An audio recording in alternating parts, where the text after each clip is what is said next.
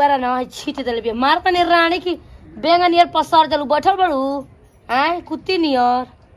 दा मल पुआरा लाते से छीट देते इतना ही कुकुर हम जा घरले बाड़न सन हैं ई खाली परदुमना के काम मेहरारू बना के पोसले बनतिया एकरा के कुकुर से कर प्यार बा इंसान से प्यार नहीं दो गलवा को बताओ मेहरारू के तबीयत खराब बा आई एको हाली नहीं के कहत कि पूछत कि हाँ काहे खराब बा का ना अब मन हम तो जानता नहीं कि दूसर तीसर देह बाटे हैं ये नहीं के कहत ना कि नहीं के कर से सिरात हम बहरी के करी कि भीतरी के करी कर से सिरात नहीं के तेकर कहे के चाही अपन मोहतरी बात कह के अपन बहिनिया के बोला ले तो हो हवा जाई तो चल जाई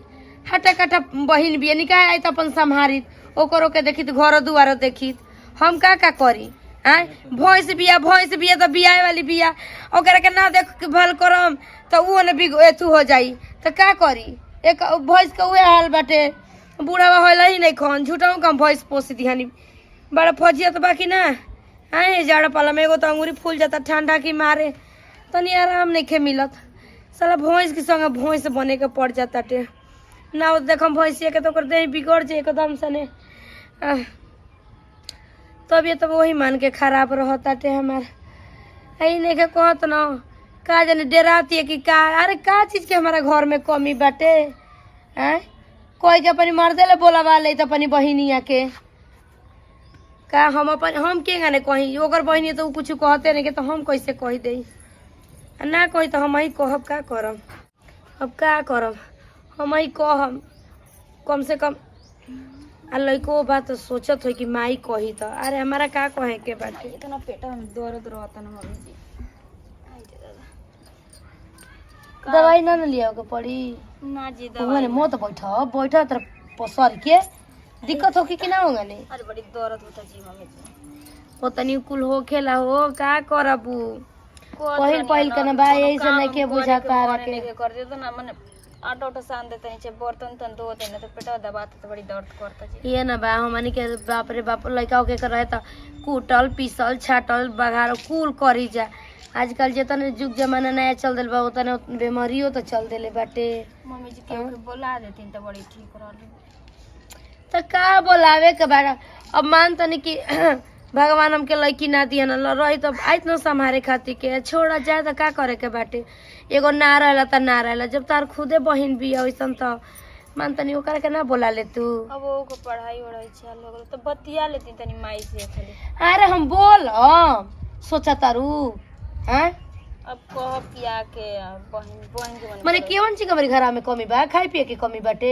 10 दिन के 1 महीना 2 महीना रहबे करे तो इसे कमी पड़ जाई मुनमुना तरन सब यानी के ले जाके बा डेरा पर पियावे खाती के कहमी न रहुला के ले जाके ओजा छोड़ दे रहे की माई की है तो नतिए उहो ना सुनुवे हां अपन जन्मल करते ने तो मानतन की दर्द याद कर लइका बताऊ का सुनाता टे बोली माई से बतिया लेता हम बतियावत नहीं ठीक हाँ बतिया ल तू ही हमारा का बतियावे के बाटे बतिया के कह दो ओकरा से जाके लिया के आओ ठीक घर में अपन बतिया वतिया लिह बोला लिह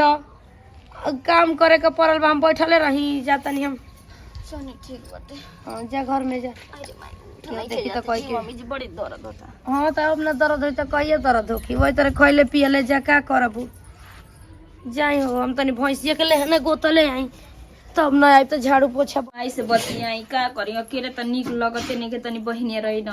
तो हंसी बोली तो तनी मन दूसर हो अकेले बैठल बैठल 24 घंटा का कर तनी बतियाई देखी तो हेलो गोड़ लागत तनी माई हाँ और कुल ठीक बा अपन बतावा अरे माई मत पूछू एकदम पेट में दर्द हो जाता है जान तड़ी कुछ करे धरे का मनो नहीं करत का तो के वैसा लौकता कि हम बोलाई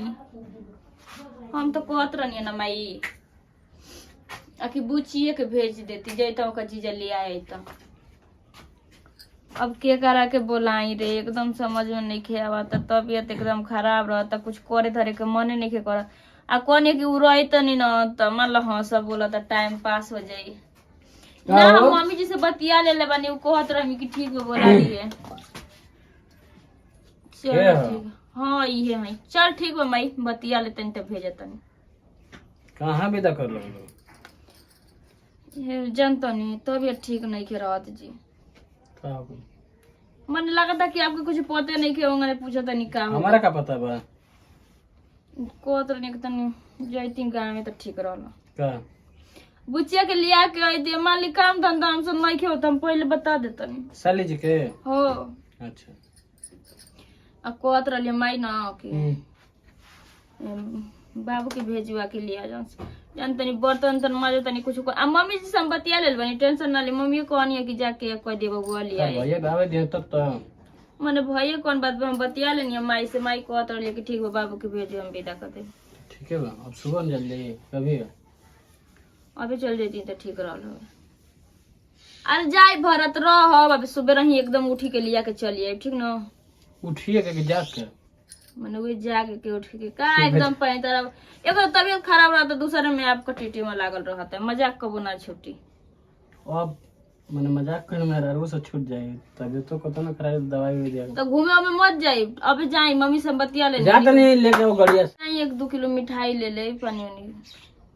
ये खाते आप में ना होई पैसा मैंने एकदम मक चूसा है का जी कितना दिन पर जाता तो दो पैसा ना मैंने हम पैसा दे तबे लेके जाओ अपनी बहनियन के जाइन तब तो ना कहनी कि पैसा दो मिठाई महीने देखे लेके जाने 5 किलो ना जाई 1 जो किलो ले पैसा ले काट के लेके आओ जा जाई ले ले मुझे बेटा के जा परसवा में पैसा लेके आओ नहीं जा तारा परसवा में वही को 500 रुपया लेके आओ जा सही में एकदम खीस वाला के रख देनी अरे सु बैठल देखे नहीं तो एक काम और करे नहीं जा लेके आओ झट दे या तन तबरा साली जी के रात भर जे छवर हो एकर बाद में है और मजा रात भर लेवल जाई होई जे ए 2 किलो मिठाई न खाई है जाए एकर कोने ना तो कहत नु कि लेके जे कोनी है 5 किलो पैसा के ठेकान ना दवाई के ठेकान ने के पैसा ले दवाई ले के पैसा आ 5 किलो मिठाई लेके गइनी है यही से कोनी के पावर जाई त ना होई लेके जान 2 किलो मिठाई आराम से मुंह में खियाई खाई कच्चा होई खुदे ना है जाता नहीं बैक बस देखो तन तेलो बाकी ना जाता नहीं ले ली हो गिराइयो तो बेहतर गिराई ना तो हमरो वो गिरा दे ठीक बा समझ जाए माने हम कटा पीली लगत है उड़ावत का ले चलते बुझाते गिरा और दिमाग आसमान में नहीं खे का अरे और दिमाग ठीक बा कि नहीं खे हां हल्ला करे साली हो तो निकल चलो जल्दी चली ना बड़ा जोर प्यास लागल बा कौन तारा बैठ के गाड़ी बंद हो जाती है तो ना बाप रे बाप ना का मैं नहा के नहीं चाहिए का नजर में लगता नहीं कि नहाइले का कौन बिहार में चल किधर चुपचाप खाइए कौन चीज़ बोल के क्या ना चलम कि ना चले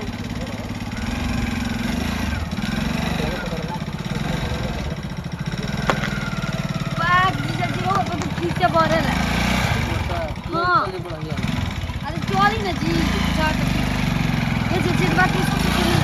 अगर बहन के लड़का के का होगा ये समार का वाला पतल भी है ओके वाला बा ओ वो तो हमू जाने तनी के कर दीजिए तो बड़ा दीजिए अब रोकी के आसमान में चले ना जिया जी जिले बनी मन दिल का गेट पहुंची जा जिया जी गाना सुनाई सुनाओ अब वीडियो बना के डाल नेट पर जीजा देखी नेट पर सही में डालम अब बुलेट पर जीजा जिया साड़ी जिया बक माने कह देनी तक कपार पे चोकता नहीं चली जल्दी से ना आ गन जे पक्का अरे मम्मी रे मम्मी गिराइन का आरो ने चली जी बुझा दे के देवलिए में लगा दे जो पत्र हम नाम माने घर भेंट करा दो ना अपना छोटका सारावा से अच्छा करा दो ना अच्छा छोटका सारा से संपर्क करवाई अपना छोटकी बहनिया से हमर सेट करा दो सुनी ना हम ही तो छोटा के बनी एगो पूजा दीदी बिया एगो हम बनी अब कटेंगा आ सुनी ना जेजी बुझाता नो कि रोवा नो चला ना तो पीरा में हुई है फेंक दे ई बार होटो ना बोका बोका तू करत रहला दीदी दीदी बड़ कटाई पीली बेग जीजा जी के छोड़ के भाग गए चल एक बार तो घर में रहबू नु अगर उनका के छोड़ के तोहरे के यहाँ होई गो मिल गइल त होखी त जाड़ा पला के अब पहले लड़का होके लंसा तो दूसरे के कपड़ा पहनावल जाला अब का त कुल नया नया हो गल बरसा ना कीन के पहनी अरे पहले लड़का नहीं के कपड़ा लड़का पहने ना सही दिया जाई पहिने खातिर देख लिया के दे गईली है अबे से दादा अभी अरे बाप रे बाप, प्रणाम मम्मी जी। खुश रह बुच्ची बैठ आ अरे गइलू मम्मी जी मत पूछे, बेग आता ना भारी बानो कि काम जीजा जी बानी नु त पूरा बुझाता कि कपड़े को चला ले हन बेग में कहला हन नु कि आता ना कपड़ा धोला ने कि रहे के बा ओई जगह पूरा हाँ दिन। तो रही का करे के बा फिर पर दू महीना से तोहरो बियाह हो जी दू को मेहरा रू एक्शन बुचिया गइलू हां मम्मी जी आ ठीक से आइलू है ना हां त ना जीजा जी कपड़ा कोनो दिक्कत ना भइला मम्मी अब तो माई अकेला ही रही अब जले ना हुई तले अब कहाँ जेबू अब ऐसे बबुआ कपड़ा कोचवा के लेके आयल 1.5 किलो की अब मान तनी कि अब हो हवाजी तबे ना जीवा ना त ना हो की त रह जाए यही जे दूध बाक मम्मी रो का मजाक करत नी जीजा जी। बे मजाक के का बात बाटे ऐसन बात नहीं है त मम्मी जी ठीक बानी नु हाँ ठीक है बानी अब देख बड़ा दुबरा गइल बानी आ का करबू हो बहरी से लगाई घर में का कुल हमारे काम पड़ गेल बा एकर पते नहीं के चलत कि तबियत कर ए मम्मी जी हमरा के रोग पहचान गइल हनी ना आ तिलका पाई रही त खेती चुकी रही छोटी चुकी रही ना आ ढेरे बढ़ गेल बड़ू हो आ मोटो हो गइल बानी मम्मी जी। अब दोनों खूब तोहार माई बुझाला कि उनके कम दूधवा पियोली तारा के ढेर पियोली बात नहीं है मम्मी जी। ठीक बाटे बुची हमरा तनी बहरी कुल काम धंधा करे के बाद देखे के बाद अब तब आ गइलू घर में का काम देखिए करिए ठीक बा मान मम्मी जी, तनी आ गइल त कम से कम अपनी बहिनिए के त देखभाल करबू हां हां तब का सही बात बा। ठीक बा तब जा घर में पानी उनी पियो बिया कुल अपन देखिए पूछ लिए कहाँ कुल सामान बा करे धरे वाला कुल जा पानी ठीक पिए बा मम्मी जी जा तने। अब अपन घर दुआर हो गइल ठीक ना ठीक बा मम्मी जी। हाँ मौसी कहे बुला गले आ देखो हो खेती चुकी रहे आई रहे तो कोतव तो हो गइल बिया लड़किन के सियान हो तो डेरी लगता हो आदमी खाली तो धरती पर हो गइला के बाद एक एक दिन घटा ही के बाटे बढ़े के नहीं खे आ देख आ चल आ गल तो हमारो छुटकारा हो गइल हो जाए टोपी ओपी कुल मिलल बाटे जोगाड़ ना करब तो एक बार नाती हो जाए तो कहाँ से कुल इतना जो करे के मनवे नहीं के करन अब बताव कल सोचही को गोइल बनियो अब ना आई तना रोई रोई के कहू कबे तना पेटा में दर्द हो जाता ना के दर्द हो जाता ना के पूछे के ना बताव कहवे कि उठी सुती चल जाए जी देरी मत करब खाना बना के हम राखब अब का कर वही मने लगाए धीरे धीरे अब से आवत आवत ना बचिया आई हो चल आजे भर ना दिक्कत बाटे ओकर बस त आरामे बाटे लगा ले तनी तो बर्तन धोए के बाद धो ले कोनो काम में न रहे इतना काम मम्मी जी बनी हो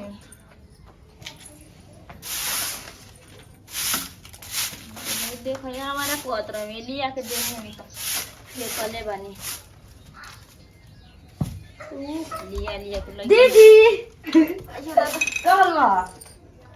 ठीक बा का रे माने 10 बज गइले अब माने तू खुश नहीं कि गाय हमरा इला से अरे खुश का बात ना रे बुच्ची जान तड़ी आओ नहीं जी होइसन दे बा तू काहे काम करताड़ी बैठो जा एक बेगे धो दी बैठू अरे माई का करबी इतना उठे बैठे में दिक्कत होता ना अभी 3-4 महीना के बाटे तब अरे दीदी तू टेंशन मत ले हम आ गई नु कुल काम हम कर घर तोरा के कुछ अरे नहीं बच्चे करे ठीक के है ना कहलू वो बतावा ना बूढ़ पुरानिया भई सुन ना तोरा के माई नु गाजर के हलवा भेजले बिया मम्मी साचो के हम कहे कि गाजर को हलवा भेज दिए रे माई आयो आ देख मम्मी के पनीर बना के भेजले बिया टिफिन में का करबी माई के परेशान भइली है तू झूठ मूठ कर लेके आइली अरे माई का करबी माई के न दिला माई माईए बोले देखो तई हम खा के कैसन हो गेल बनी एकदम बॉडी बिल्डर तू कैसन दीदी सुखा गेल बड़ी रे अरे पागल के ना माने ली जा का आप भी जाते नहीं के पहुंचत होइए नहीं के तो का अच्छा करे जीजा जी लिए मतलब मानी ना नु आई वो दादे ने काहे कहतड़ी अब बुढ़िया बाड़ी तो एक बोली पर मैंने कुछ कर ही नहीं खी देत घर से बाहर ले उहे तो संभार तड़ी अब चुप रहो दीदी तू मत बोला अभी देखने कि तू झाड़ू लगावत रहली आ कहतली कि बुढ़िया लगावेली अरे बच्चे तो कहीं गोइली हवी तो हम कहनिए कि धीरे धीरे झाड़ूये लगा ले अभी देखिए तो झाड़ूयो न लगावे दिए तो कह के लगा देने कहनिए जात रहनी बर्तन धोबे तब तू आ गइल तब चल हम बर्तन धो देता नहीं तू जाके आराम कर और से बता दीदी बच्चे एगो बात कहता नहीं ठीक ना बोल अब जनते बड़ी की घरे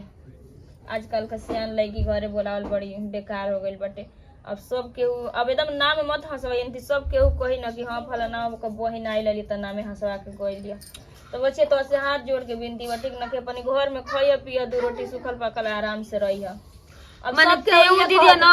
ऐसन बात कर लगेली नु कि लागल कि तोरा बहिन पर भरोसे नहीं है तोर बहिन वैसा नहीं है का हमके विश्वास बटे लेकिन गांव के लोग ना नहीं कुल समझी बचपन से ते खइली पियली अपना संग खियली यहाँ तक ले आज शादी हो गई तो मैंने बदल गेली ना दीदिया। कहतनी कि मुर्गा बनैले बड़ी मुर्गा बनैले रवि का तू। हाँ बात पर हमरा के मत भूलवा ठीक बानू। बुरा ना मानल जाला आखिर कुछ जानी कर तो आके बोलनी हमें। हां हमको हनी कि तू बेकार बड़ू मानती तू हम बहन है तू ए जिगवा में माई नहीं के तो तू माई बहन में कोनो अंतर ना होला। हाँ मम्मी जी बड़ी परेशान रहनी तो के देखे खातिर भेटाइल नहीं कि ना। हाँ दुआरे पावते तो खूब खुश बने तोरल बेसी बल्कि तू बहन है तू ना उतना खुश रह। पागल ऐसा कोनो बात नहीं। ये दीदी देख पापा से मोबाइल किनवैला है पढ़े खातिर ऑनलाइन पढ़ाई करे खातिर। देख तोर फोटो सेट कइले बानी कितना सुंदर लागत। कोनो लइका के से ना बतियावेली इहो एकदम पागल बिया तू खत्म है बहन ले ये सब कह जाला रे। चल बड़ा बड़ा सफिया ना बना तड़ू लागला कि ना बतियावेली तू अंगने के करले बतियाई ना बोल ना। चल जा दे तोर देवर रह शादी बियाह हो तक का खा पी लेतन मनी आराम कर तब कौन तब हम धीरे धीरे बर्तन धो देतनी। अरे बाप रे बाप ना ना ना हम कुल काम क घल के गइनी तो के जीजा जी गइनी के नहीं गइलो हम कहतनी कि मछली लेके आवती मछली बनाई हम कहीं ठीक हो जाए लेके। अच्छा कहत रही कि मछली बड़ी पसंद होगे साली जी के तो हम कहीं कि जाई 2 किलो ले। माने जीजा जी जान गनी जीजा जी आज हमर 2-3 साल से जानत अते तो बचपन के दीदी बदल गेल बड़ी शादी होते सही कहाला कि बहन बदल जाली सन। तू के ने बतियावे लागेली कबो कबो लागेला कि तोर दुश्मन है होंगने ना रे दीदी तू तो हमर जान है प्राण है सब कुछ है ऐसे काहे कहत। दीदी हम जतन बर्तन धो लेबे तू आराम कर ठीक बा। कोट मछली लिए तो बना दी ह हम कहीं कि ठीक बाटे ठीक बाटे पानी पी लूं। अरे जीजा जी बैठी ना बैठी जा तनी लेके आओ तनी तब बतियाए बैठ। हां जा पानी लगा जा। अरे रह दे ना हम चल ना अरे जाए। ठीक बा लेके आओ तनी देखिए समार के जाइए ठीक बाटे। आ जीजा जी तनी दूरे बैठी ना बुझाता कि देनिया पर चौक जाई गइली त का गइल का ये जीजी। अरे वाला फुई का जी आंख मार तनी बक हमरा ठीक ना लागेला। उनारा डाट बड़ टहरे के बाद अरे और चली ना बुझाता कि चिपी के बैठल बानी फेफिकिट ऐसन। और हाथ कम चलाओ चलाओ तो देखो तो कसमुला मरवा त मैंने काम लाई बता ए जीजी और आदत हमरा ठीक नहीं खिला बड़ा खराब लागता। हमर फोटो डाल कानो। हां हाँ देले रहता बाबू देले रहन कोई बड़ा नहीं देवेला हमर पापा ना किले रहन पापा लिए रहन मुंबई से। अरे 100 रुपया के गौर दे दे हम तारे सौरी लिपाई बिना हम अक्का जने के ठीक बनू उखाड़े लो है माने का उखाड़े लू का बबुआ के ए जीजा जी भरवानी का बनै न रहुआ होई देखी तो सब टूटल बा। रारे बनवा के कटारा पे गौरी ना का तारा में गौरी ना एकदम लफुआ मैं माने तहार दाढ़ी हमारे गाल में काहे गौरी कोई तो होई त दिमाग बाकी नहीं ठीक हटो दूर छा तक देइए बच्चों गलावा तरह हम कहो तनी नु जीजा जी तनी और चलन के ना चले गोय बा पानी देवे तो नहीं हो डबे को मैंने फोटो नहीं खा ले फोटो जब देखा तब फोटो के बीमारी बनवा। अरे अरे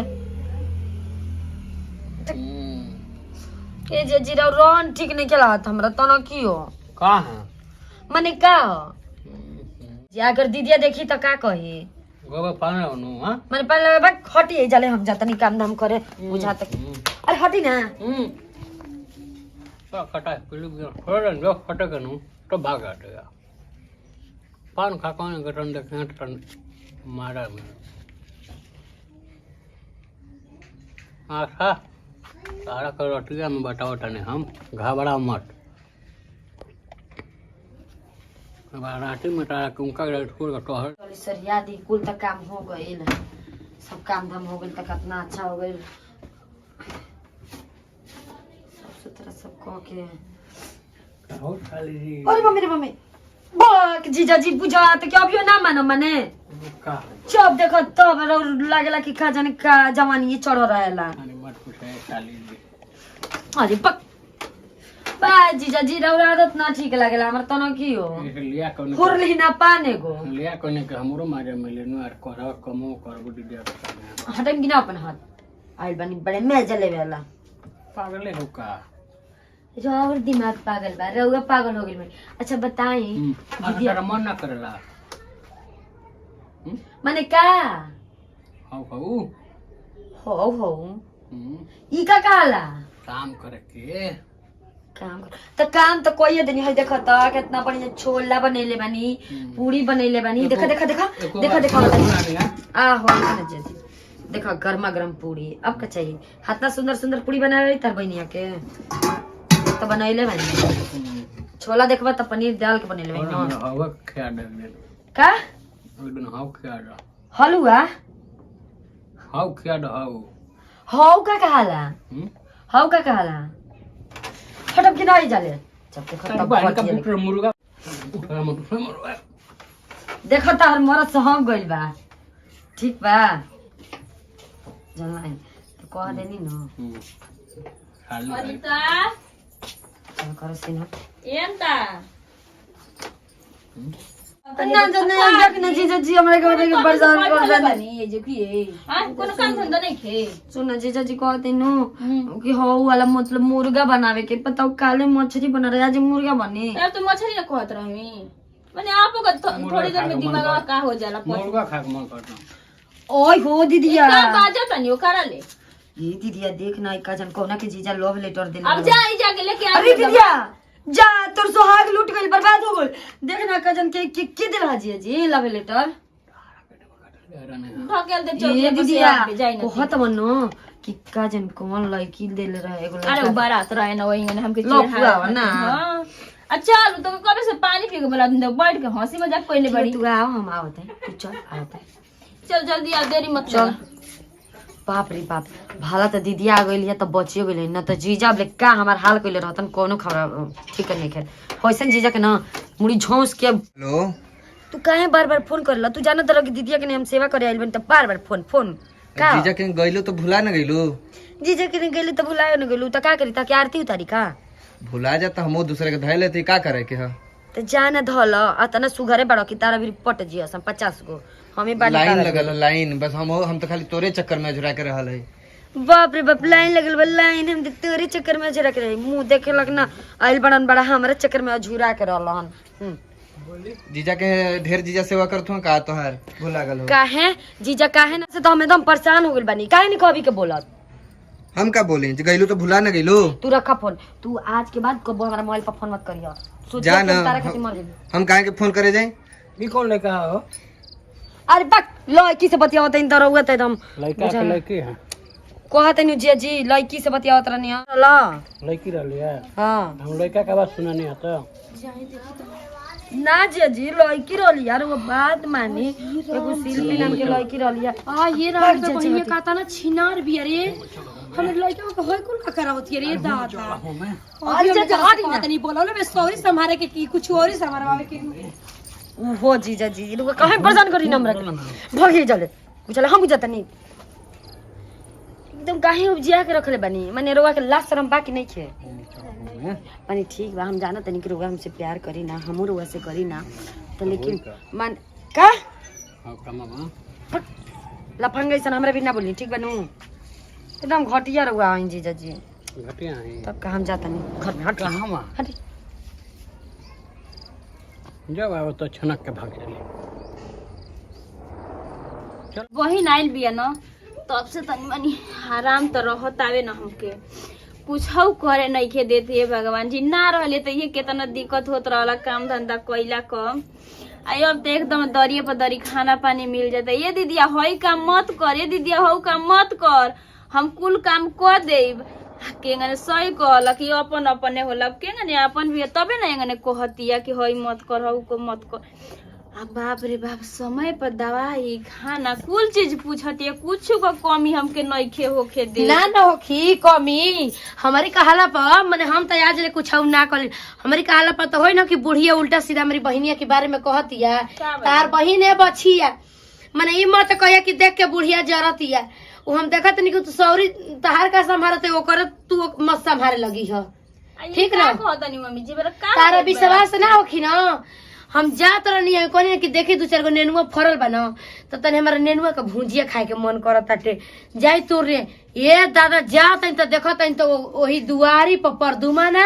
आई तो हर बहिन मार धारा धरोल कइले बारे कहतनी जी का कहतनी देखो हमार काम रहला बतावल, बता दिहनी, कह दिहनी।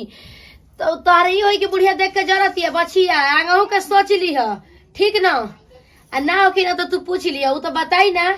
लेकिन का करे मेरे लगे मोबाइल ना लगे वीडियो बनाई। ऐसा हमार बहन थोड़ी ना है कि तो ठीक है बेटे, नहीं है तो गाँव में तो आगे आ जाई। बोलल चाहे ना से कोनो की बतावा नती के एगो मेहरा रखे में येल बतावा साली संगे ई करत अपन मेहरा संगे पेट नहीं के भरत कर। हैं हगल खौ के इतना उबियोले बा, हम त मातारी कुछ कहत नहीं कि लाजे लहाजे जा नत देख, तू खुदे जाके पूछी ल। लेकिन जान तनी जितना जल्दी हो कि उतना जल्दी तू कह न तो सेहन बेटी के ओकर रख। जो कि गोइल रहमी ना पानी पिए के पूछत रहमी तो मरे मने धो के नहीं पता। देखो सेहन बेटी ना मान तनी ऊंच नीच कहीं हो जाई त के करी परीक्षा हो कि होई ना कि फलाना के